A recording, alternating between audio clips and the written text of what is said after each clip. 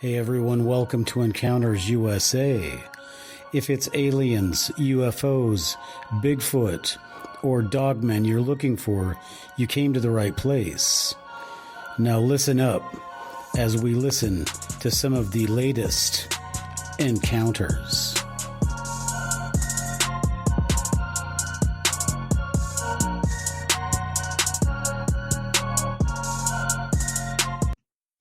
Hello everybody, welcome to Encounters USA. I'm your host, author Matthew Hines. Today we are celebrating the first day of October.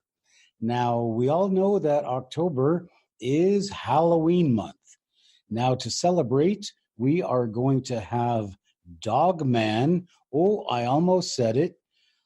I mean Wolfen. We're going to have Wolfen month all month long. Now, what am I talking about, you say? Well, here at Encounters USA, we have started a grassroots movement to get Dogman changed from Dogman to Wolfen. Now, why would we want to do that? First of all, Dogman is not a dog. Second of all, Dogman is not a man. Dogman is more of a wolf-type creature. So we are trying to get Dogman changed officially to Wolfen this month. So all month long, we are going to be talking to different people. In fact, we have got an author from the Dogman, North American Dogman Project on next week. And we're going to be talking about this movement and what is happening to change this over from Dogman to Wolfen.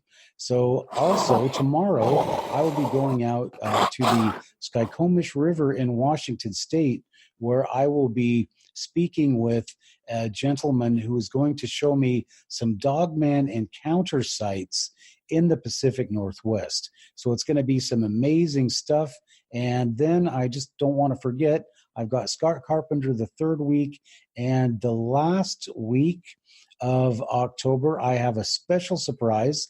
On October 31st, I have the author of the book, The Frighteners, coming to us from the jolly old UK. So it's going to be a fantastic, if not frightening month on Encounters USA. So if you haven't done so yet, you want to subscribe so you don't miss any of this fantastic content. All right, so, and don't forget to throw in your votes. If you are for Dogman or Wolfen, you want to let your voice be heard. So go ahead and leave a comment in the comment section on YouTube. All right, you guys. Now, today we're going to be talking about the Skinwalker Ranch. And the Skinwalker Ranch is a very frightening proposition to even be talking about. And why it is so frightening to even be talking about, we'll be talking about when we talk about the concept of the Skinwalker. But right now, I want people to understand that the key, as far as I see it, to the things that we discuss here at Encounters USA, we talk about aliens and UFOs, and we talk about Bigfoot, and we talk about the Dogman. But I think that the Skinwalker Ranch holds the key to all of these mysteries. So today we're going to be talking about the Skinwalker Ranch, and we're not going to be going over every little thing that happened, because there are a number of wonderful movies and books and videos that describe what happened on the Skinwalker Ranch. Instead, what we're going to be talking about today is we're going to be talking about specific evidence, specific things that happened that support kind of a concept that we need to be talking about. And we're going to find out that our advancement, at least by the end of this podcast, we're going to find out by the end of the podcast that our advancement in technology has gone way, way beyond anything we could have imagined just a few years ago. So what we're going to be looking at today is we're going to be looking at the Skinwalker Ranch, and we're going to be looking at specific categories of things. We're looking at what we believe to be an intelligence. Now, there is a question. Is it one intelligence? Is it many intelligences? Is it one intelligence and then other things are more physical, chemical, spiritual, whatever? I wouldn't say spiritual, but are those just reactions to things? Like if you put hot water on your skin. All right. So we want to look at different aspects. We want to look for poltergeist activities. We want to look at UFO vehicles. We want to look at portals, and we want to look at specific types of creatures that are seen. So in order to do all this, we need to, of course, find out, first of all, what a skinwalker is.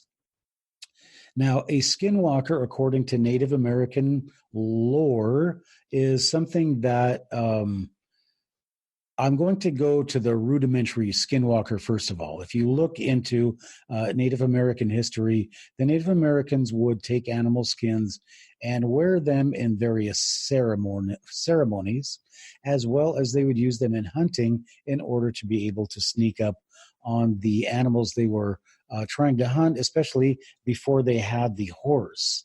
The animal skin was quite handy for hunting. So later on, or I don't know if it was later on, but this idea of this person becoming an animal somehow took shape. And where and how it took shape, I don't know. But from what they talk about on these skinwalker videos and the people who talk about the skinwalker, and especially the Native Americans, say that the skinwalker is a person who is able to change shape. And the reason that they are able to change shape is not through a excessive diet, but rather it is the kind of a, I almost want to say a voodoo, participate in kind of a voodoo ritual in which you must commit a very evil act in order to take on this evil. Now, the first, I think that the whites heard about this was, and I don't want to say something that is not true, but the first account that I think people heard about this happened when the Ute Indians were allied with the whites against the Navajo. And the Navajo called in skinwalkers to spy on the Utes and the white cavalry to find out what their next move was going to be, which I don't know if that was going to help them very much if they didn't speak English. But anyway, that was the story. But in order to become this skinwalker, a person had to, I hate to say this even, but they had to murder their own relative. And not only did they have to murder their own relative, they also had to do other evil things that I'm not going to go into on this, but it's all evil, evil, evil, evil. So the question is, before we move on, and since this is Wolfen, or if you hardcore old school people, Dogman month, we have to ask the question before we go any farther. When these guys are changing into this skinwalker, they can take the form of any animal. Are they taking the form of a Wolfen? Are they taking the form of this man dog? No, I almost said dog. This man wolf looking beast. Is that where these things are coming from? So that's just something that we need to think about. I don't know the answer. All right. So the natives, this is where this idea came from. And then when the whites came in and settled into this region, and the region specifically is in the northeast corner of Utah, and it is a very desolate region, and the temperatures range from very hot, extremely hot in the summer to extremely cold in the winter. And it is said that this skinwalker, I guess that they had conjured up or made, it lives in this area, and this area is near the old white fort. So I guess, where else would it want to live? But according to the natives, this ranch is in the path of the Skinwalker. All right. So that's specifically what they say. The ranch is in the path of the Skinwalker. All right. Now, I want to just tell you that a lot of the information that you're going to hear was taken from the movie Hunt for the Skinwalker. Now, this Hunt for the Skinwalker does not include a lot of information.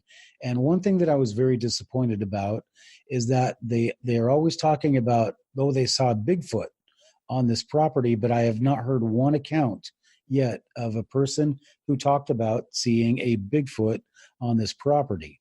And that brings up another point, and that is that on the movie, George Knapp has a box full of videos, written statements, papers, magazines, newspapers, et cetera, et cetera. He's got a box full of those that he gives to the creator of the documentary. And there's very little information in this documentary, Hunt for the Skinwalker. I mean, other than what is already out there, there is very little new information. So that is one point that I think needs to be to be brought out, is that there's a lot of information out there that they haven't told us about, and then there's a lot of information that they've alleged, like Bigfoot, that I haven't seen anything about. So let's get down to our what happened on the ranch, and so it's in the path of the Skinwalker, and in 1994, unsuspecting a family named the Shermans, they buy it. And when they are first buying it, a couple of weird things. There's bolts and chains everywhere around the house, and they're told not to dig without permission anywhere on the property. And this will kind of have, it will make sense a little bit later on the property. Now, the Shermans buy it, and immediately they begin to have really weird experiences. They have an encounter with a huge wolf that goes after their calf, and then the wolf ends up disappearing. The wife has a number of strange poltergeist activities where she comes home with groceries and she puts them away, and then she leaves, and seconds later they're back in the bags. She's taking a shower and she's locked the door, and her brush and her towel are no longer in the bathroom, and she finds them later on in the oven or in the microwave. Other things that happened were the father is out using a post hole digger, and suddenly the post hole digger, as he turns around, is gone, and he can't find it, so he buys another one, and then after he buys it, he finds his other post hole digger up in a tree. So these were all like poltergeist type activities, and these things all need to be looked at and examined for what they were, and for what they meant, and for what the reaction was from the people that were involved with them. All right, so let's just go to continue on. They had a number of their prize cows. He was a cow breeder, of course, and a number of his prize cows ended up disappearing or were mutilated, and they were mutilated like in front of everybody, or they just ended up mutilated and in the strange usual sense. But there were other mutilations that happened within the very close proximity of the farmer and his family, that where 1 second the cow is there and alive, the second minute it's dead and mutilated. So what happened for all that? All right, so going on and on, they would hear people walking outside their windows, and then they at night, and then they'd go outside and nobody's there. They would hear people like laughing at them when they were walking on the farm at night from the sky. They would see strange UFOs. They saw at one point the farmer or the rancher and his son saw what looked like I guess they called it a recreational vehicle that they was on their property. And as they approached it, it started driving towards them and then just eventually flew off. The wife saw a similar type vehicle outside of her window and said that there was a window inside the craft. Inside was a man sitting at a desk. He was wearing a black suit and a black helmet, and he stood up, and he was 7 feet tall, and then the craft just disappeared.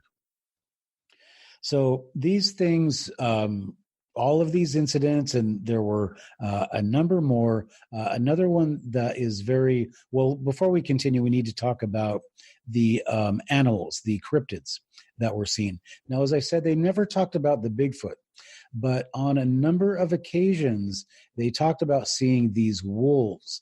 And at one point, the wife said she saw a wolf that was so big it had to lower its head to lick the window of her car. So the wolf was basically as big as a small car.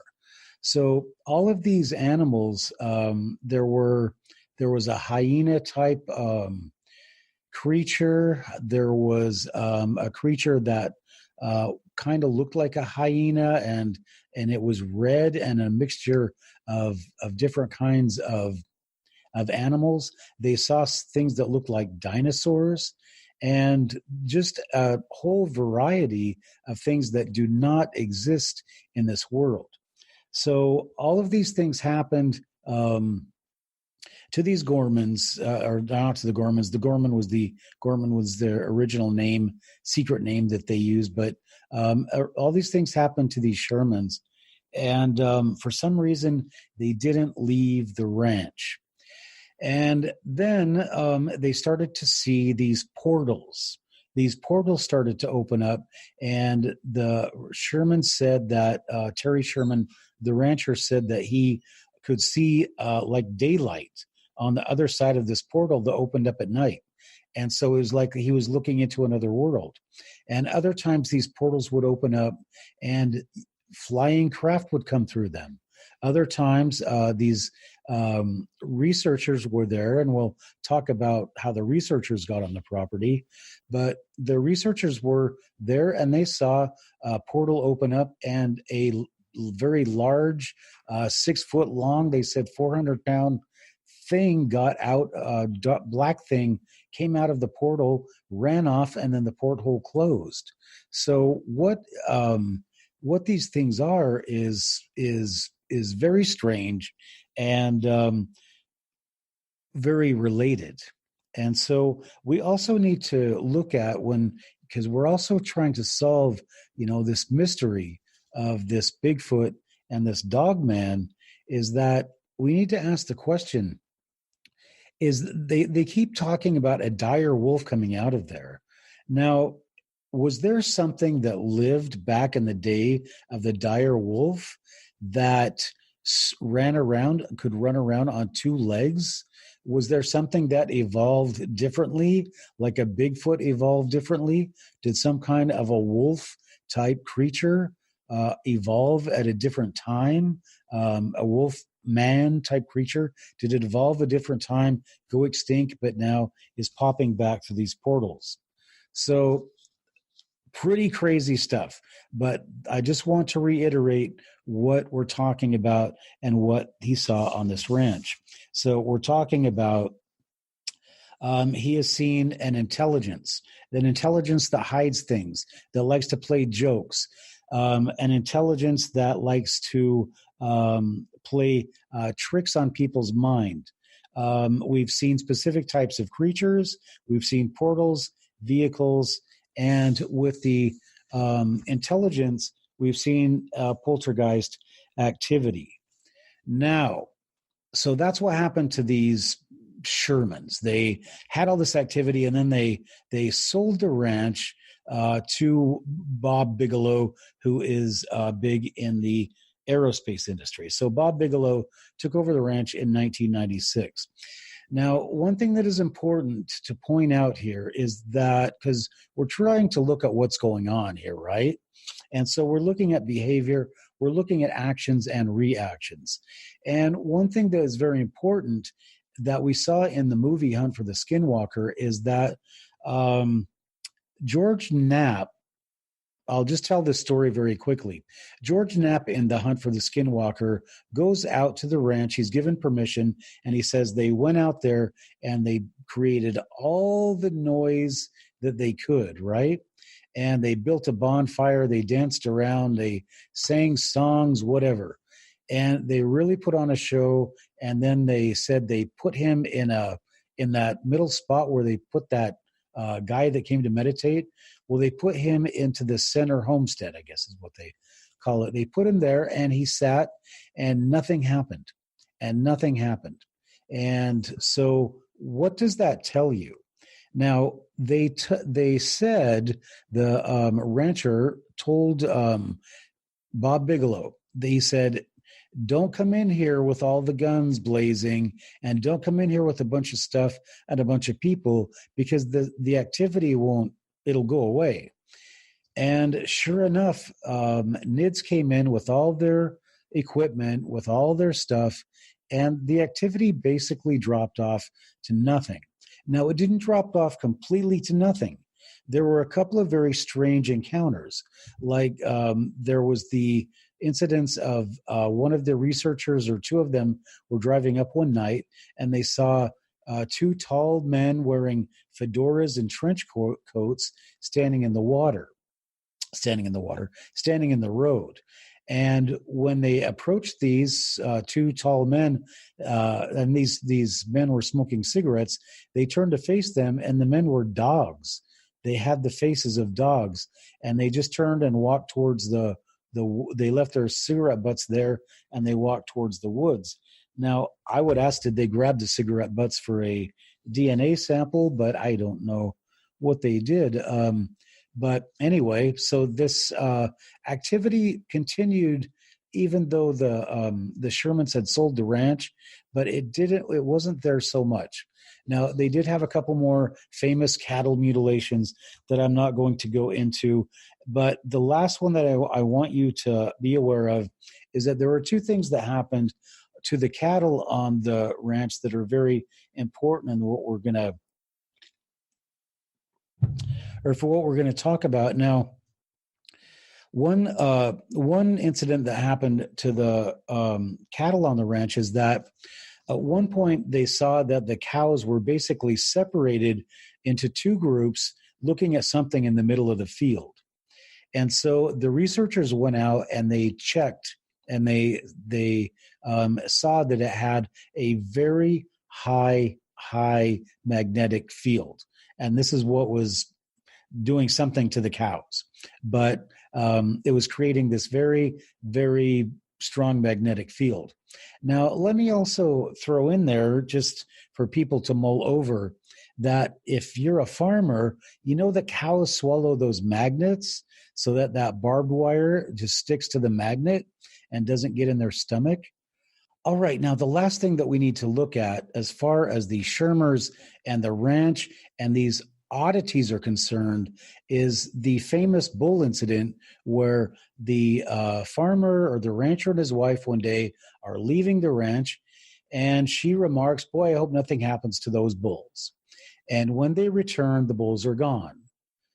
Now, where are the bulls? Well, the bulls are all stuffed into this trailer, in which it would be almost impossible to get one bull into, yet all of their bulls, all four of these prize bulls, are stuffed into this trailer. So they get the bulls out and on. But the one thing that is important about this incident, again, is that the fence, the rails around the pen, were completely magnetized and stayed so for many days. All right, so that's one thing that we have. We have a high level of electromagnetic activity. Now, I'm going to say again, we don't know what the results of the studies were. We don't know what the results of their tests were. We do know that they went out with cameras, and they went out with lots of high-tech equipment that would measure things all across the spectrum. So what they said, what they saw, what they sensed, they're not saying. But we can kind of speculate as to what they found out there. by just looking at some of these things. Now, I'm going to read you something that appeared in an article, and it's called Time Travel is Possible. Scientists discover how to move through space in seconds. Oh, wait a minute. What does the Skinwalker Ranch have to do with time travel? Well, let's go back and look at almost every single activity that happened. A wife takes a shower and her stuff is moved. Well, something is going to have to move through space and time in order to make the wife not aware that her stuff is being moved. Something is going to have to move very quickly. Well, I'd have to say very quickly. They couldn't move very slowly, or they'd never have time to do what they're going to do. But something is moving very quickly and not at the same rate of time. And I want you to remember a little phrase. It's called changing things at the fundamental levels, because that is part of a video that you should watch that I put out about the Navy Tic Tac. The Navy Tic Tac UFO and the patent that was taken out that said it could change matter at the fundamental levels. Fundamental levels means time and space. And also, if you watch that video or my video about Bob Lazar, you're going to see how the idea of a very strong magnetic gravitational field is going to be able to manipulate space and time. So everything that happened on the Skinwalker Ranch, from bulls being stuffed into a trailer, from cows watching a magnetic field in the middle of a field, from a cow being mutilated when nobody sees it being mutilated, from a large wolf that seems to disappear into thin air, from spaceships, all of these things, well, not all of them, but they all can be explained by using the idea of electromagnetic energy and creating some kind of time and space anomaly. Well, let's continue on and read this article. According to a report, a wormhole could make space traveling to very distant regions of the universe happen in an instant. This theory, discussing how the anomalies of physics could make time traveling real, was recently discussed in a scientific paper authored by physicists from Princeton University. The study, titled Traversable Wormholes in 4 Dimensions, discussed how physicists Juan Maldacena, Alexei Milkahin, and Fedor Popov have constructed a traversable wormhole solution in 4 dimensions. This would be achieved by placing a large magnetic charge close to extreme black holes so that they can be kept apart, at least for a while, until the electromagnetic radiation causes them to lose energy and eventually merge with each other, the physicist said, pointing out that rotating the black holes was important. As an overview, the theory broached the idea that the resulting wormhole can be viewed as an entangled state of 2 black holes. The physicists then describe in the paper how they have displayed a solution of an Einstein-Maxwell theory with charged fermions. It is a traversable wormhole in 4 dimensions and with no exotic matter. It balances classical and quantum effects, and it has a non-trivial space-time topology, which is forbidden in classical theory. Black holes are defined as powerful wells of gravity that can basically suck up anything, including matter and light. It is so strong that nothing can escape its powerful pull. It is certain, however, to know what happens to objects that get pulled into its vortex, whether they get crushed inside or they get spit out in another dimension.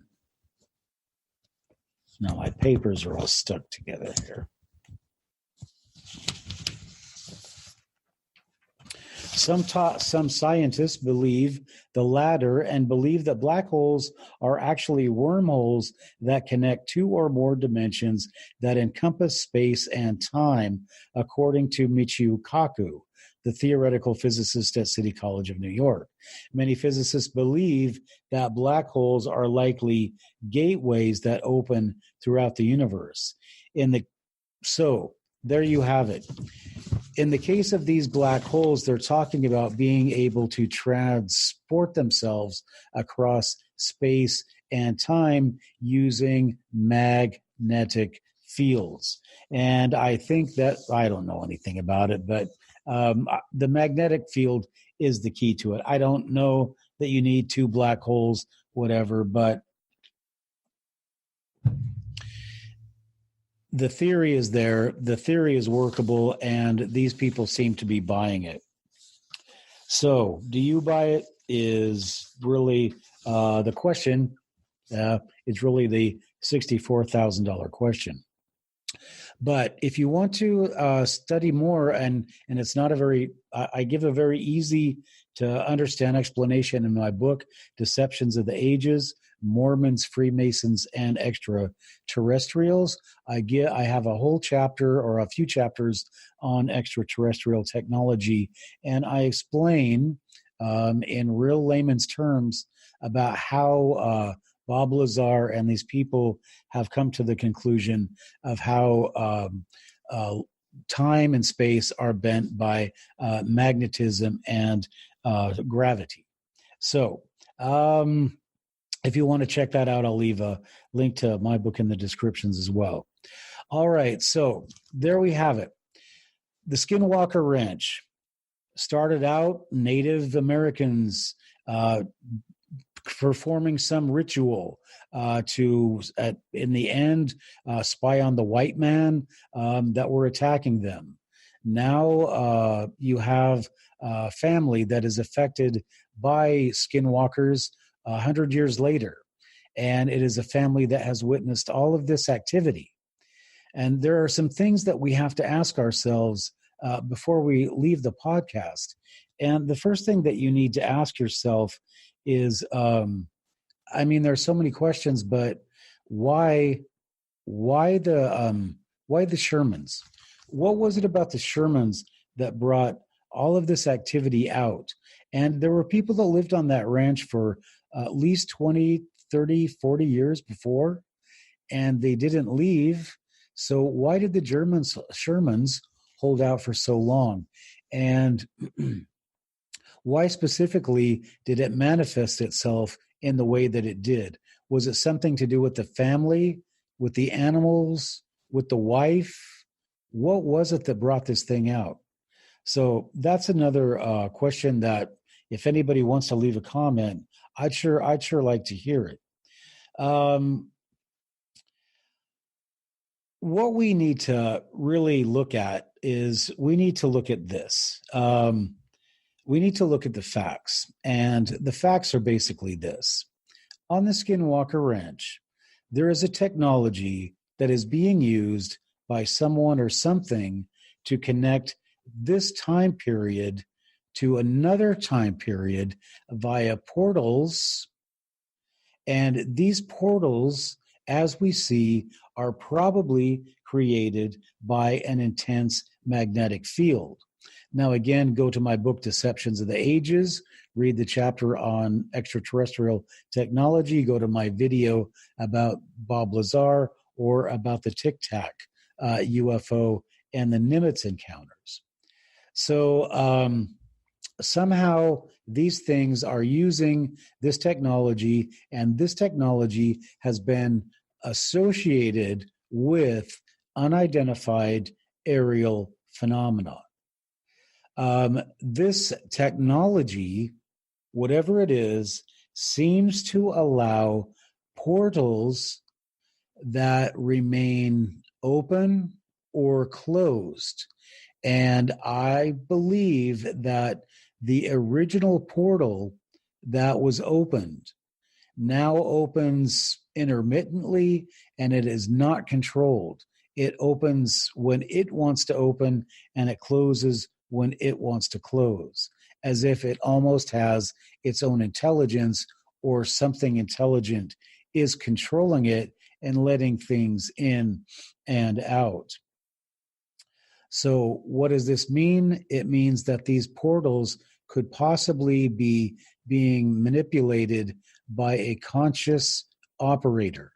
Now, are the Navy investigators, the Department of Defense investigators, are they communicating with? Are they dealing with? Are they studying this conscious investigator?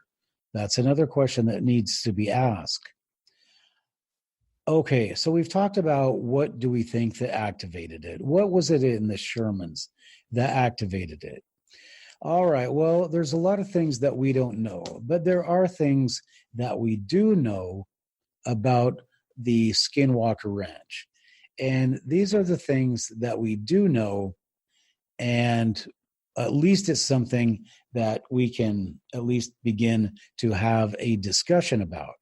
And we'll just start off with the entity, whatever it is, it killed livestock, but it did not kill or harm any human being. Now, you could argue it would harm people psychologically, that it tried to scare the Shermans off the ranch, but it at no time did it harm any human being.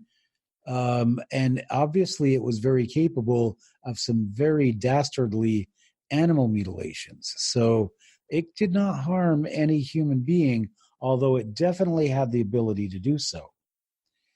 The second thing that we see is that it has the ability to reason. And the reason I say that, no pun intended, is that, do you remember in the a video that I talked about in the movie with George Knapp? They went out and made all the noise they could, and nothing happened. And when the NIDS people came out, Sherman told the guys, he said, don't come out here like gangbusters. He said, come in low profile, otherwise you're going to scare the stuff away. And sure enough, they came in like gangbusters, and they scared everything, or at least the activity decreased. So what does that tell us? Now, if it was an instant action reaction kind of situation, then it would have happened the same way it happened with the Shermans, but it did not. Why didn't it? Does this, whatever it is, this intelligence, does it have the ability to measure out its reaction to different things and different people? Another question we don't know. But these are the things that we can try to look at to see who's operating this thing on the other side. It understands the idea of the prank, or it understands the idea of creating confusion. It hides the wife's hairbrush. It hides the wife's towel. It puts the groceries back on the counter. Now, why does it do that? We would do that as a joke. Is this thing, does it think in our terms? Is it making a joke about something? Because it's not doing anything harmful. It's just seems like fun, like it almost has a sense of humor. So does it have a sense of humor? We don't know, but it seems to enjoy that idea of creating confusion in something, like, haha, look what I did. Is it asking for attention? Is it a young child? We don't know, but these are questions that need to be asked. Next, it never stole anything. From what I heard, it never stole any item. All items were eventually found, except for the cows, and those, of course, cost a lot of money. But it never stole any tangible item that was not later recovered, as far as I know. If I'm wrong, then please somebody correct me on that. But as far as I know, it never killed a human being, and it never stole anything. It was able to control the behavior of animals. It was able to control. Remember the bulls in the bulls in the trailer when they got moved. They were just there docile until they realized what had happened to them. Well, something was able to control their behavior. Something was able to control the behavior of the cows in the field. The dogs were often assaulted by these objects. I call them the blue meanies. And they would come and really antagonize them, going higher and lower, really knowing exactly what they were doing. What were these things, and why were they doing it to these dogs? And later on, of course, these dogs were killed, and was one of the reasons that Sherman left the ranch. Okay, so again, we know that this object or this thing, this intelligence, it was able to move objects in time and space. It was able to move the wood. It was able to move the bulls. It was able to move the brush and the towel, et cetera, et cetera. And again, we know that it would have had to be able to manipulate time to be able to do that. Now, there's the question of the intelligence. Is there more than one involved?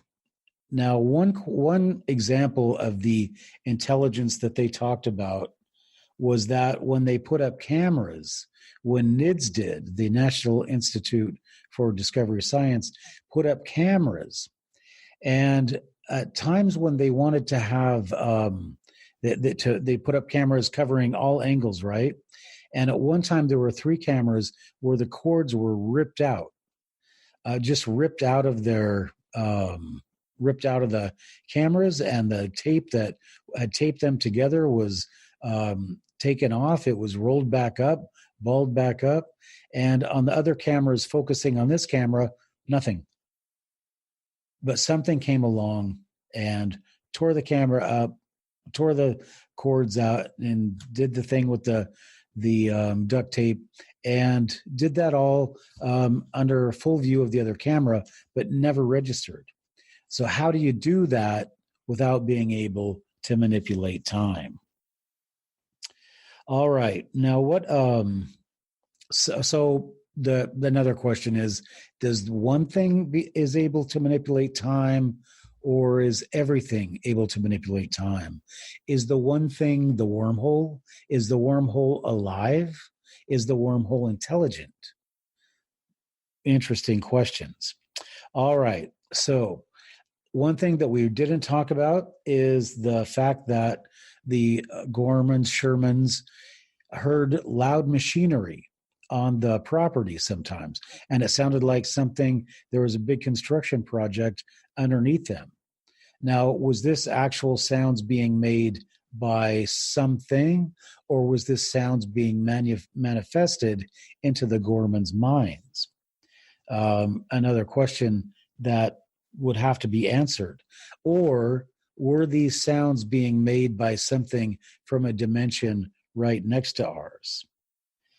The next one is the idea of these big wolves, these dire wolves that people talk about, these wolves that I keep hearing different dates, but disappeared, went extinct, 10,000 or 10 million. 10 million seems a little extreme, years ago. I think 10,000 would be more apt, but there are a number of these sightings. The first initial one that the Shermans had with that huge wolf, and we don't know what the description of that one is, but is the Wolfen, aka Dogman, is the Wolfen coming out of Skinwalker Ranch? Is the Wolfen coming out of Skinwalker Ranch? Somebody answer me that. Leave a question in the comments. Leave an answer in the comments. Is the Wolfen the Skinwalker? Is the Skinwalker the Wolfen? That's what I'd like to know. Again, is the Skinwalker the Wolfen, or is the Wolfen the Skinwalker? Are they the same thing? Somebody help me out. Somebody let me know. Leave a message in the comments. All right.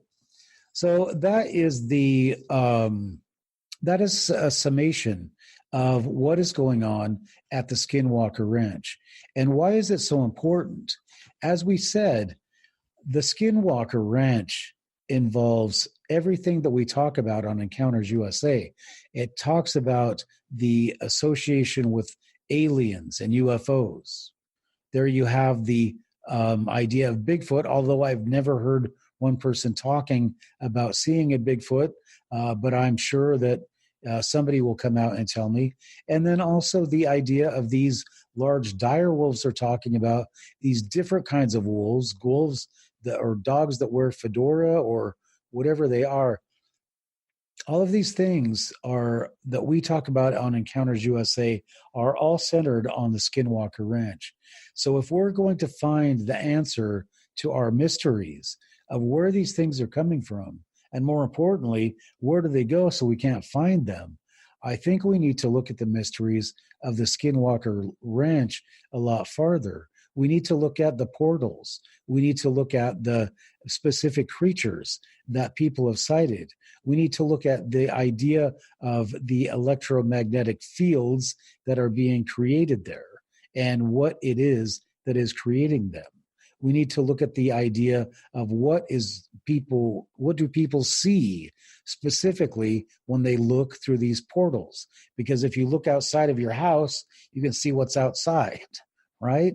So all of these things need to be looked at more and more closely. And the last thing that we'll talk about is something that I've touched on, is the idea of our technology has advanced so much. And the study that the Navy did that involved Skinwalker Ranch, do you remember that they came out with their disclosure and said we spent $20 million on studying UFOs? Well, part of that money was spent on Skinwalker Ranch. So they took out a patent in 2016, and the patent was for a craft that changes energy at the fundamental level, or it changes matter at the fundamental level or at the quantum level. So what does that mean? Because if it's able to change matter at the quantum level, that means it's able to go through space and time in all different situations. So pretty heady stuff. But I think when people start looking at the Skinwalker Ranch, I think that they get more than they ask for. I think that they bite off more than they can chew, because a lot of people just want a good ghost story. But now what people are finding out is that it's much more than a good ghost story. It's science, it's extra dimensions, it's physics, and it is something that George Knapp and Bob Bigelow and the new owner of the ranch, who is shown on the movie Hunt for the Skinwalker, but they don't show his face. Pretty sure it's Elon Musk. But the new owner of the Skinwalker Ranch, Bob Bigelow, and George Knapp refuse to talk about what is there, about what they found. They refuse to talk about it. And they say because it would be so altering, so mind-changing. And I think what they really are trying to say by that is that it would be so scary, so frightening to know what our reality is, that at some point, some portal can just park up right next to you and you can just be gone, just like that. And you can be someplace you don't even know where you are. And if people were to find that out, that's part of the reality of living in our three-dimensional universe, if people were to find that out, they would be freaked out. And I think that also has a lot to do with the hesitation for UFO disclosure. I mean, if you think about it, all across the country tonight, aliens are going to be out abducting people. Tomorrow night, aliens are going to be out abducting people. And I shouldn't say across the country, across the world. They're going to be out abducting people the night after that, and the night after that, and it's going to go on and on. And the government is doing nothing about it. Now, isn't that frightening?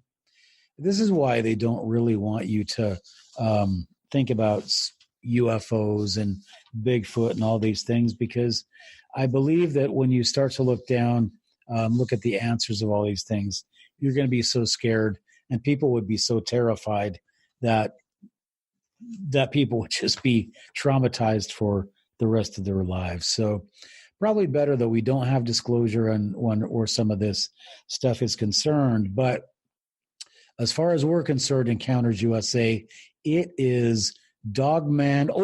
It is Wolfen month, and we are going to have our contest, and we're going to change over. So we know a little bit more about the nature of the Wolfen. We have a little bit more understanding of where our Wolfen might come from. But we have a lot more questions too. So we need to keep our minds open, and we need to keep our ears open, and we need to keep looking for more answers. Tomorrow I'll be going out and I will be interviewing a gentleman by the name of Ian Stewart.